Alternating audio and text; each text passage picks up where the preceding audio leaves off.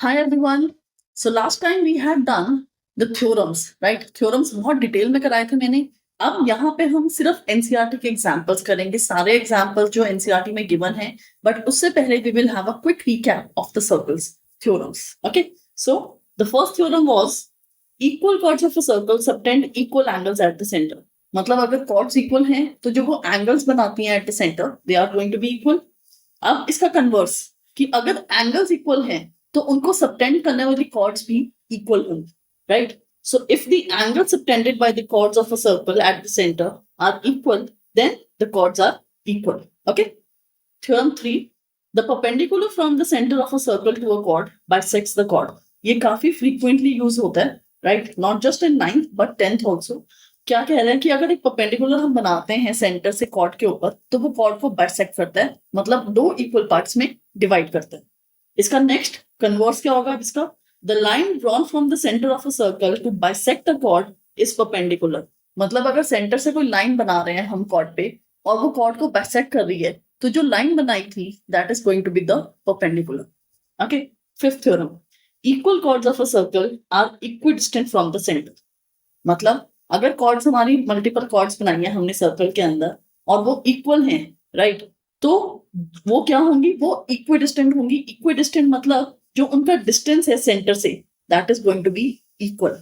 अब अगर equal distances हैं तो कॉर्ड्स भी इक्वल होंगी, दैट इज द कन्वर्स. और ये रहा theorem 6, chords equidistant from the centre are equal in length. अब सेवेंथ थ्योरम बहुत इंपॉर्टेंट, बहुत ज्यादा इंपॉर्टेंट थ्योरम है. The angle subtended by an arc at the center is double the angle subtended by it at any point on the remaining part of the circle. मतलब ये एक circle है, centre में यहाँ पे ये आर्क है, ओके, ये आर्क है. अब इस आर्क ने एक सेंटर में एंगल बनाया. अब यही वाली आर्क अगर कहीं और एंगल बना रही है सर्कमफ्रेंस पे तो जो सेंटर वाला एंगल है ना वो डबल होगा दूसरे एंगल का. This is what this theorem says. Detail में थ्योरम करना है बेटा, you can go to my other video, link tagged है नीचे डिस्क्रिप्शन में, you can access that, right? अब 9.8 theorem, angles in the same segment of a circle are equal, right? Angles in the same segment, ये एक segment है और ये दूसरी, तो ये दोनों एंगल्स जो हैं दे आर इक्वल. अब जरूरी नहीं है कि सिर्फ दो हों, देयर कैन बी इनफाइनाइट. इसी से मैंने तीसरा बना दिया, चौथा बना दूं, there can be multiple and they all are going to be equal. Okay. Next, यहाँ पे एनसीईआरटी इस लाइन को थ्योरम नहीं कहती, ये एक छुपी हुई सी लाइन है बुक के अंदर, लेकिन yes it is an important theorem. Theorem है that angle in a semi circle is a right angle. Okay, angle in a semi circle is a right angle. मतलब ये हमारा सर्कल, ये सॉरी ये सर्कल है, ये सेमी सर्कल है, right? Semi circle से अगर ये एंगल बन रहा है तो ये वाला जो एंगल है ना ये हमेशा 90 डिग्री होता है. तुम किसी भी डायरेक्शन में देख लो, ये ऐसे है, ये ऐसे है, तब भी ये 90 डिग्री होगा. ओके. अब थ्योरम 9.9 सबसे लीस्ट यूज होने वाला. अगर मैंने मोस्ट इंपॉर्टेंट बताया तो लीस्ट इंपॉर्टेंट भी बता रही हूँ, बट स्टिल थ्योरम को पता होना चाहिए, उसकी अंडरस्टैंडिंग होनी चाहिए. If a line segment joining two points subtend equal angles at two other points lying on the same side of the line, मतलब ये हमारा सर्कल है, ये एक पॉइंट, ये दूसरा पॉइंट, अब ये इक्वल एंगल सबटेंड कर रहे हैं, राइट? तो ये जो चारों पॉइंट्स है ना, ये जो चारों पॉइंट्स बने they are concurrent, basically they are concyclic. Concyclic मतलब ये चारों पॉइंट्स सर्कमफ्रेंस पे एग्जिस्ट कर रहे हैं. और इसी से रिलेटेड आते हैं हमारे नेक्स्ट दो थ्योरम. 9.10 कहता है the sum of either pair of opposite angles of a cyclic quadrilateral is 180. मतलब अगर हमारा एक सर्कल के अंदर एक साइक्लिक क्वाड्रिलेटरल है, ये चारों जो कॉन्साइक्लिक पॉइंट्स थे उसको जब हम ज्वाइन कर देते हैं तो एक साइक्लिक क्वाड्रिलेटरल बनता है.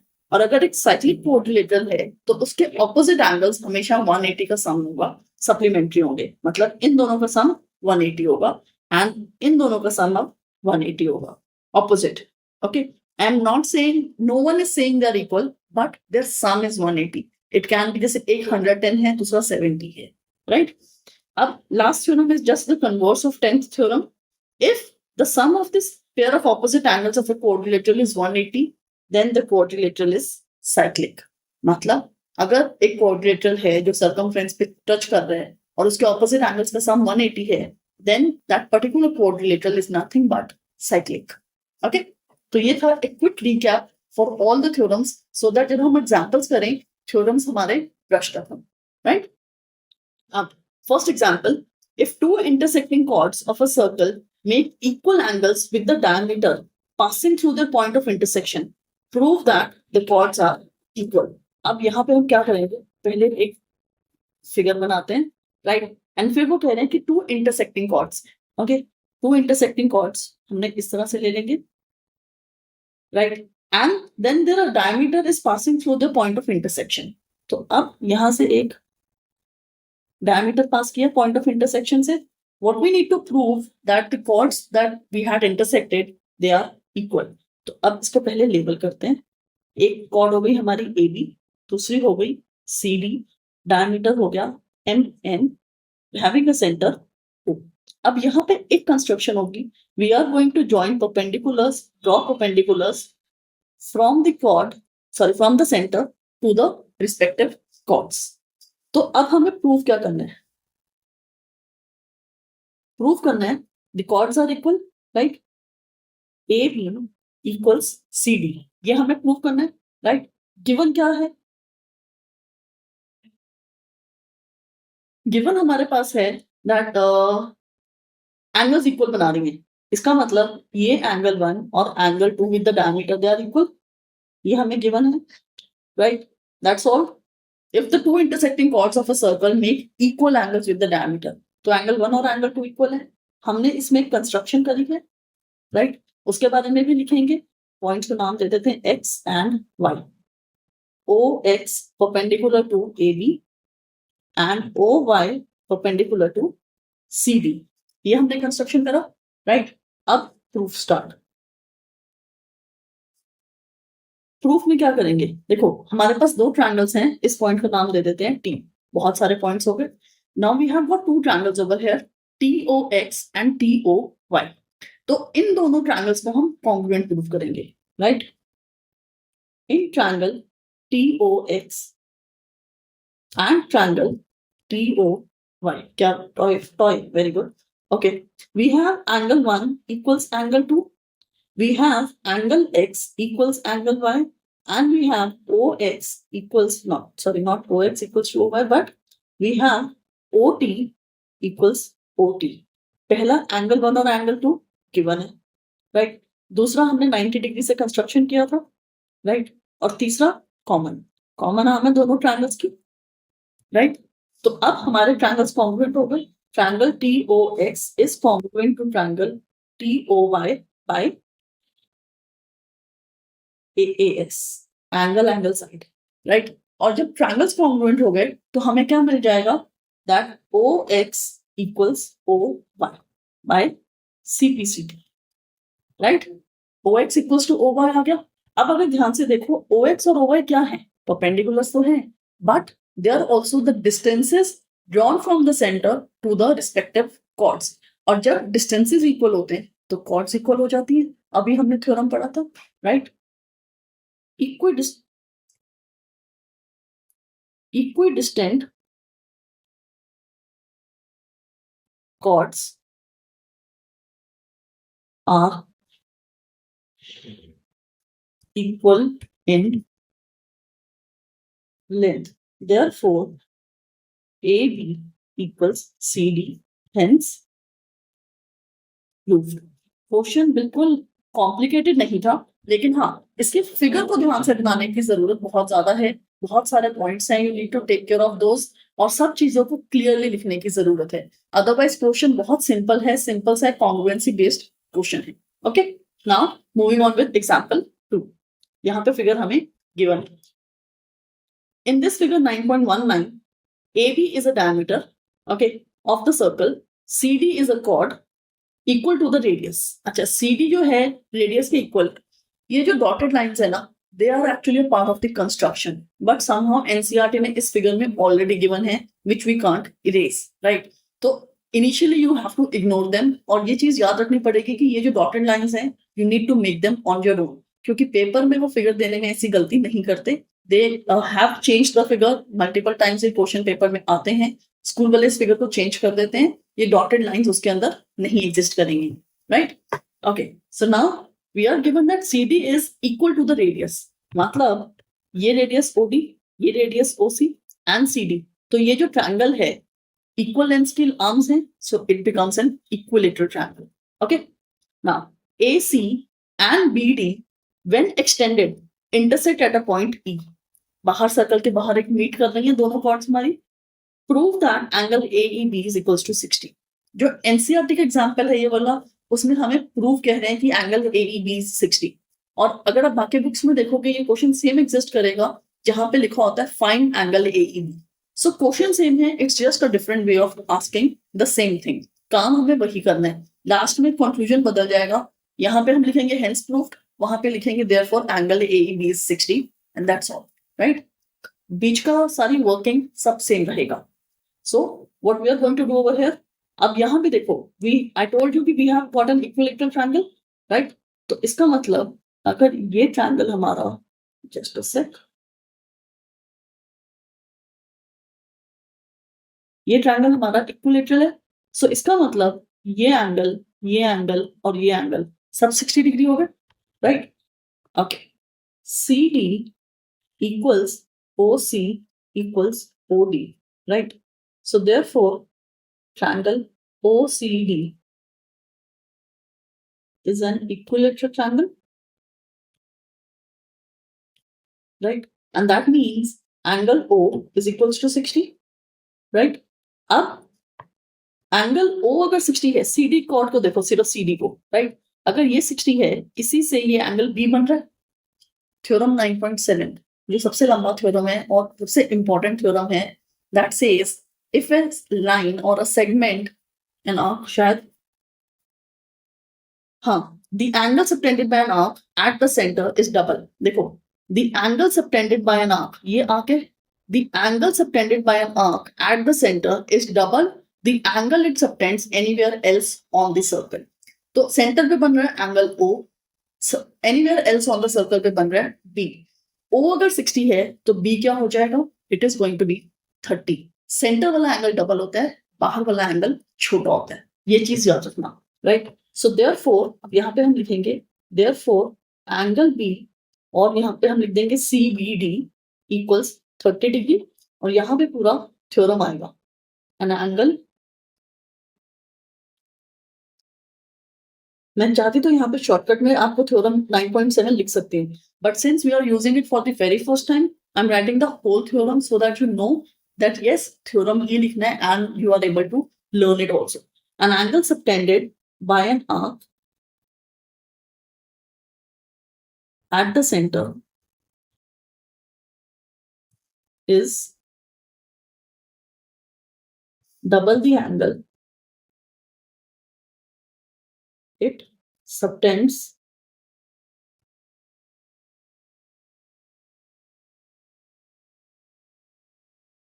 anywhere else on the circle. ठीक है, ये हो गया. अब यहाँ पे मैं एंगल मार्क कर रही हूँ, ये वाला एंगल भी हमारा 30 हो गया, राइट. अब इसके बाद आता है we get angle ACB is equals to 90 degree. सोचो क्यों 90 होगा, अभी नहीं मैंने लिखा, रीजन नहीं लिखा, एंगल लिख दिया. एंगल 90 है, कौन सा एंगल 90 है, I am talking about this angle, right. So therefore angle BCE is also 90, linear pair की वजह से. ऊपर वाला रीजन सोचा, it is angle in a semi circle. AB diameter है, तो AB जो डायमीटर है वो सर्कमफ्रेंस में 90 डिग्री बनाता है, right. Angle in a semi circle, बस इतना लिखने की जरूरत है, राइट. तो अब हमें क्या मिल गया कि ये वाला एंगल भी 90 है. अब यहाँ पे मैं एक फिगर फिर से बना रही हूँ, I am making for the angle triangle CBE.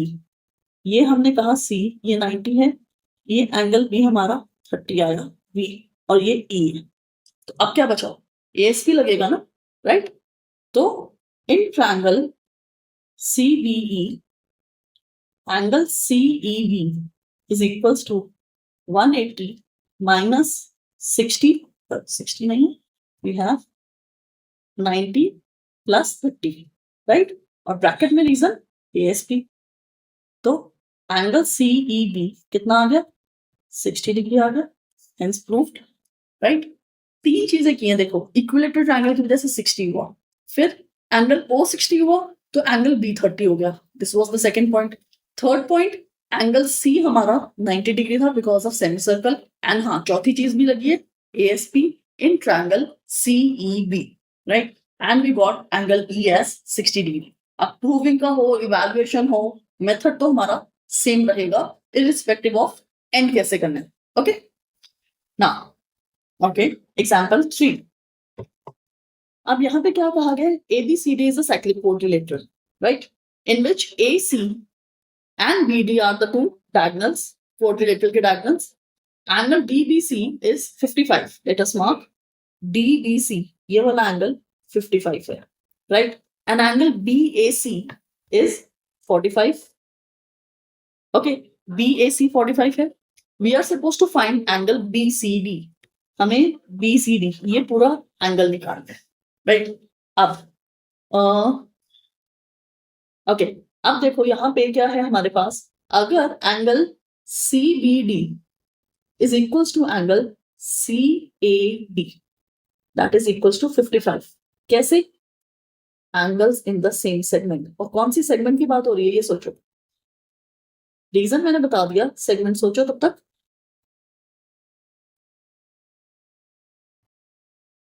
We are talking about this segment, okay.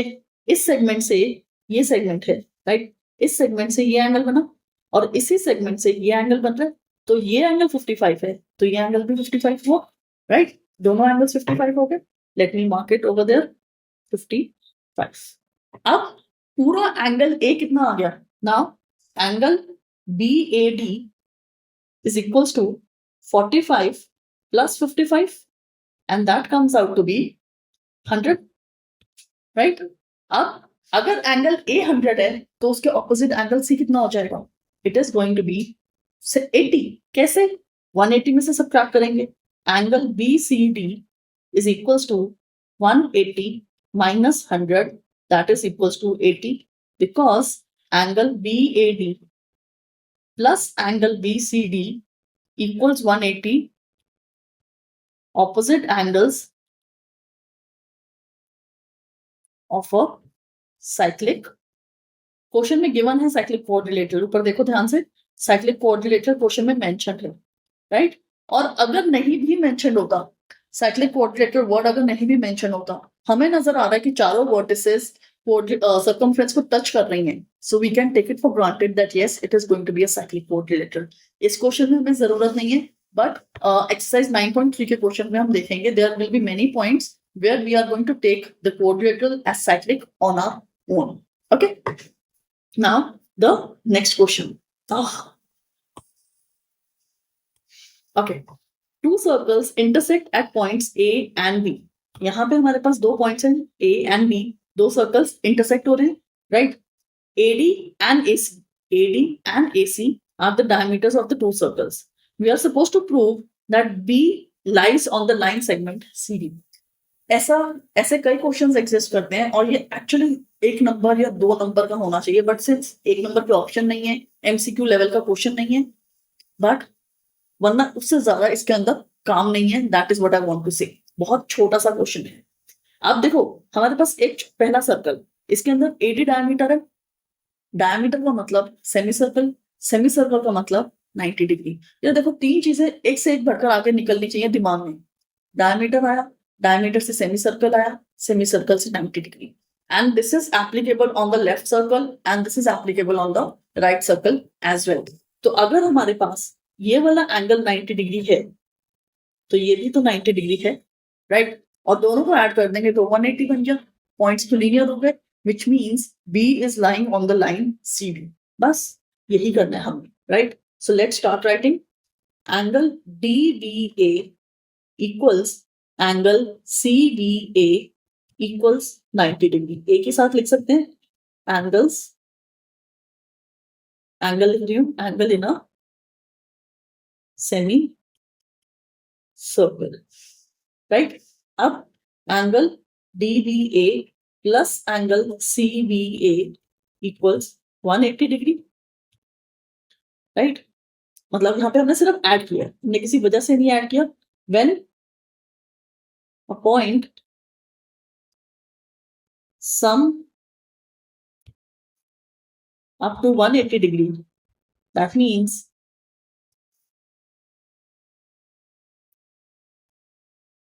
it lies on the line. So therefore, B lies on CD. खत्म। BC लिखो, CD लिखो, बात तो एक ही है, राइट? एंड दैट्स ऑल, इसमें और कुछ नहीं है। यही क्वेश्चन लिख दिया जाता है, यहाँ पे लिखा है कि prove that B lies on the line segment, यही मैं लिख दूं prove that B C D are collinear points, मतलब एक है, या फिर लिख दूं prove that angle DBC is 180। There are multiple ways to ask the same thing. Language फर्क पड़ती है, but method, working, process, everything remains same. Okay. Now the next question, and this is the last example of this chapter. तो total chapter में सिर्फ 5 examples हैं, और अभी तक आपने देखा कोई भी example मुश्किल नहीं है, right? मैं ये नहीं कह रही कि ये वाला example मुश्किल है, but हाँ ये important है, ये 3 नंबर का क्वेश्चन बन जाता है आराम से। Okay, let's see what is it saying. Prove that the quadrilateral formed, if possible, by the internal angle bisectors of any quadrilateral is cyclic. Okay, देखो दो quadrilaterals की बात हो रही है, एक बाहर वाला, ये रैंडम quadrilateral है, it is not cyclic. हमें प्रूव करना है कि जो बाहर वाले quadrilateral के एंगल बाइसेक्टर से quadrilateral बन रहा है अंदर छोटा सा, ये छोटा सा जो अंदर नजर आ रहा है ना EFGH, दैट इज साइक्लिक। हमें EFGH को साइक्लिक प्रूव करना है, राइट? तो पहले हम यहाँ पे लिखेंगे टू प्रूव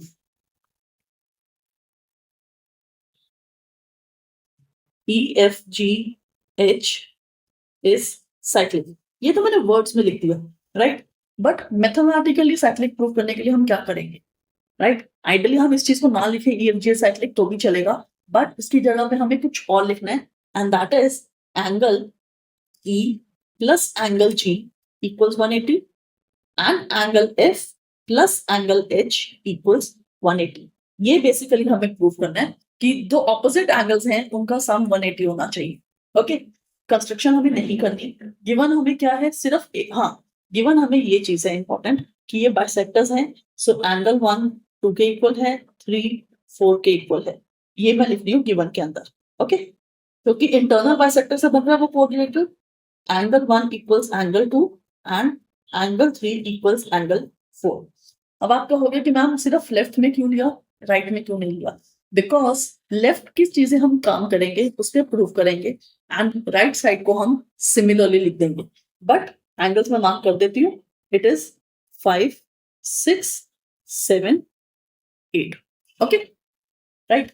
तो यहाँ पे चलो लिख भी देते हैं, angle 5 equals angle 6 and angle 7 equals angle 8, right? अब स्टार्ट करते हैं proof. Okay, angle 1 is equals to angle 2, right? And angle 3 is equals to angle 4. अब देखो इन ट्रायंगल AEB, AEB में क्या आ रहा है, angle 1 plus E plus 3, that is going to be 180, right? Angle 1 plus E plus 3 equals 180, simple सा ASP लगा, right? So angle E equals 180 minus angle 1 plus angle 3, इस तरह से लिख देंगे हम, वो उधर शिफ्ट हो गया, राइट? अब अगर मैंने ये वाला एंगल लिया, मैंने इस साइड का एंगल लिया, राइट? बट अगर मैं जो छोटा वाला क्वाड्रिलेटरल है उसके अंदर देखूं FEH, that is also going to be this thing, angle FEH equals angle AEB, vertically opposite angles. So therefore angle FEH equals 180 minus angle 1 plus angle 3, right? And now similarly ना बहुत बेशकीमती word है, बहुत ज्यादा important word है, बहुत अच्छा word है इंग्लिश का, क्यों? हमारा काम आधा हो जाता है, अगर ऐसा वर्ड ना हो तो हमें हर चीज दोबारा पूरी करनी पड़े, इससे हमें शॉर्टकट मिलता है, राइट? तो similarly angle FGH equals 180 minus angle 6 plus angle 7, right? ये हुआ 1 और ये हुआ 2। ओके, अब हम क्या करेंगे, 1 plus 2 क्योंकि हमें E plus G प्रूव करना था, right? So we will be writing angle FEH plus angle FGH equals 180 minus angle 1 plus angle 2, 2 नहीं 3 था, right? Plus 180 minus angle 6 plus angle 7. Let me check. 6, 7 and 1, 3. Right, that is correct. Right? अब 180 और 180 को add करके 360 आया. Angle 1 plus angle 3 plus angle 6 plus angle 7, ये चारों brackets में इकट्ठे हो गए, बाहर माइनस है, राइट? ओके, अब 360 एंगल 1 क्या है? Angle 1 is half of angle A, angle 3 is half of angle B, angle 6 is half of angle, I don't want to say wrong, angle D का half है, right? And 7 is half of angle C. अब 360 half common आ रहा बाहर. I'm left with angle A plus angle B plus angle C plus angle D. A B C D बड़ा वाला quadrilateral है, उसके चारों एंगल्स अगर मैं ऐड कर दूं क्या होता है? It is always 360, right? तो 360 minus half of 360, ये 180 हुआ, and that is 360 minus 180 equals 180. तो आ गया हमारा angle FEH plus angle FGH equals 180 आ गया, राइट? तो सिमिलरली दूसरे के लिए भी आ जाएगा, ये E और G लिखा, राइट? तो अब यहां पे क्या आ जाएगा?